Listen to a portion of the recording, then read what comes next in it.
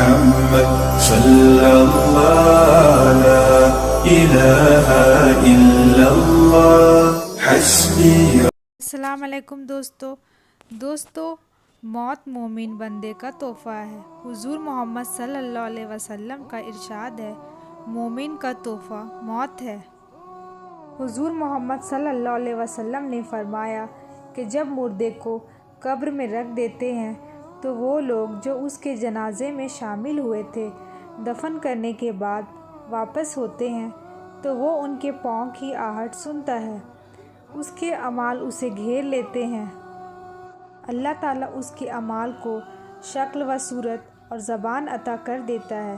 بس یہ مردے سے کہتے ہیں کہ اے تنہائی کے اس گڈھے میں پڑے انسان، آج تو ہمارے پاس ہے اور اب یہاں تیرا کوئی نہیں ہے، تیرے عزیز و رشتہ داروں نے تجھے یہاں اکیلا چھوڑ دیا ہے، سب تجھ سے بچھڑ گئے ہیں۔ بندہ جب نیک ہوتا ہے تو اس کے نیک اعمال، روزہ، نماز، حج، زکوٰۃ، جہاد سب اسے گھیر لیتے ہیں۔ پھر عذاب کے فرشتے اس کے پاؤں کی طرف آتے ہیں تو نماز کہتی ہے، اس سے الگ رہ، یہ اللہ کی عبادت کے لیے پاؤں پہ کھڑا رہتا تھا۔ پھر فرشتے اس کی منہ کی طرف آتے ہیں تو روزہ کہتا ہے، ادھر مت آؤ، ادھر کے لیے تمہارے راستے بند ہے، یہ شخص دنیا میں اللہ کے لیے بھوکے پیاسے رہتا تھا۔ پھر فرشتے بدن کی طرف آتے ہیں تو حج اور جہاد کہتا ہے، یہاں سے دور رہو، کیونکہ اس شخص نے اپنے بدن سے حج کے لیے بڑی محنت و مشقت اٹھائی اور اللہ کی راہ میں جہاد کیا، یہاں تمہارے لیے راستہ نہیں ہے۔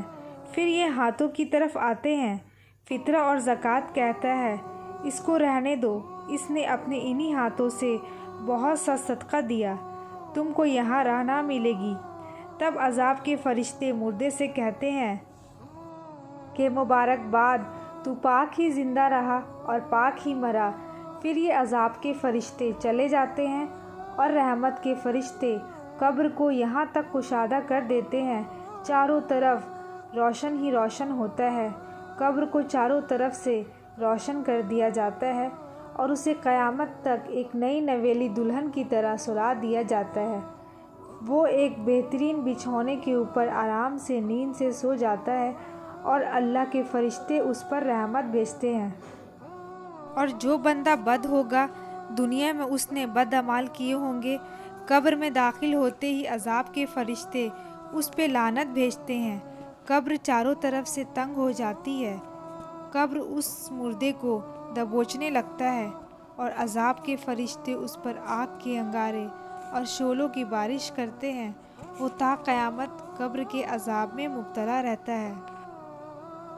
پھر قبر مردے سے کہتی ہے، میں وہ رات ہوں جو ہر ایک کو پیش آتی ہوں، یاد رکھ، تجھ کو اور سب کو عنقریب آ کر رہوں گی، اپنے پیش آنے سے پہلے میں نے تجھ کو خبردار کر دیا ہے۔ میں خاک کے نیچے سخت اندھیری رات ہوں، لہٰذا روشنی کا چراغ اور نیک اعمال اپنے ساتھ لے کر آنا۔ 5 وقتہ نماز، نماز تہجد، قرآن مجید کی تلاوت، اللہ اور اللہ کے رسول محمد صلی اللہ علیہ وسلم کی پوری فرما برداری کرنے اور اپنے نفس کے اندر مخالفت کرنے سے میرے اندر چراغ روشن ہوگا۔ اللہ پاک ہم سبھی کو عذاب قبر سے بچائے اور نیک اور اس دین کی راہ میں چلنے کی توفیق عطا فرمائے، آمین۔